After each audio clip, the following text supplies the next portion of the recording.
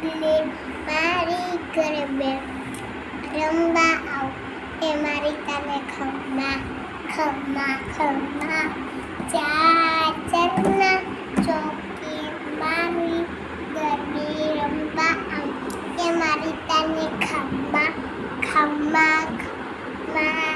વાહ. બીજું કયું ગવડાવે બાળકો? બીજું મમ્મી પ્યારી ગાવાનું. મમ્મી મારી પ્યારી આપે દૂધની પ્યારી દૂધ મને નો ભાવે નહીં. દૂધ મમ્મીનું નહીં મમ્મી ચા આપે નહીં.